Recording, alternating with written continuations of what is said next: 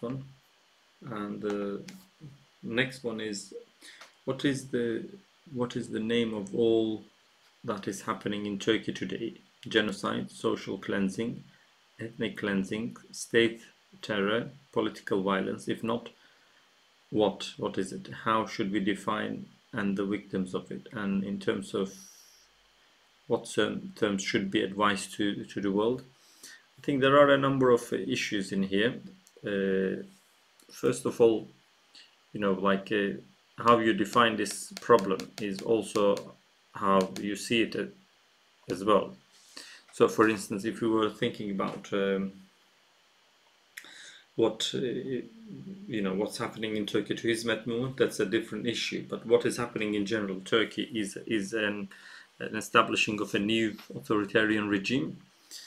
And for that reason, there are various victims, and one of the prime victims are, Hizmet Movement. But the Hizmet Movement is not the only victim. The whole country is a way victim, including the AK Party voters and members as well. So Erdogan is establishing an authoritarian regime, and to establish that he needs to, he needs to create a lot of fear. So that he can justify his authoritarianism, and he would have used the existing fear that he was using before as status quo, the secular establishment, the Ergenekon fractions,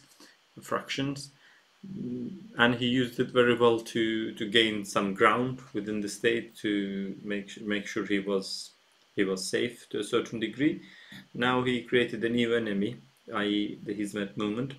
So what's happening to Hizmet Movement is, I think, a genocide. There is no doubt about it, because almost all stages of genocide happened, and the extermination is happening in a slow but very, very firm pace. I think I've made a video about this, so I would advise you to watch that one. But by choosing Hizmet Movement as the enemy to exterminate, Erdogan is actually achieving two different things. One is that he creates an enemy which allows him to monopolize the power in Turkey.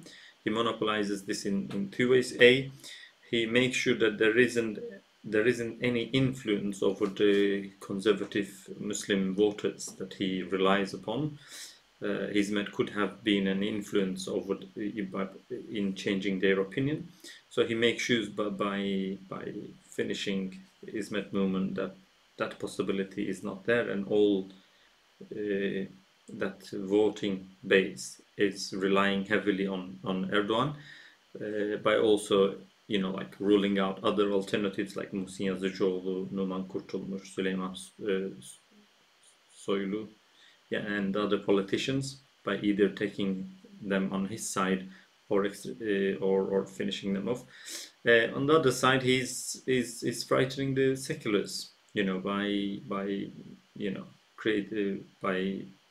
effectively applying a genocide to Hizmet Movement.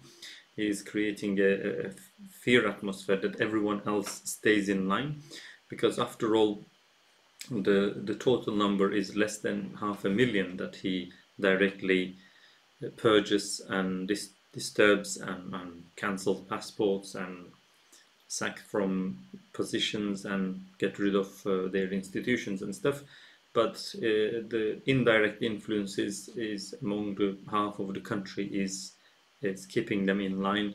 No matter what he does, no one actually moves out of line, because they are afraid to do so, because they don't want to be punished like the Hizmet Movement has been punished. So I don't think it's not an ethnic cleansing or social cleansing, but it is a genocide on the basis of group or a political identity. And by punishing this group based on their political opinion or stance, which means they're critical of him, he actually creates a total monopoly over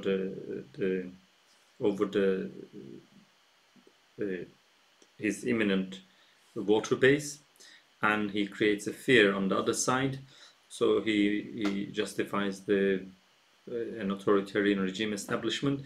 He keeps the keeps the public occupied while he's one by one making sure that he gets all the power centers, so no one can actually change the situation otherwise.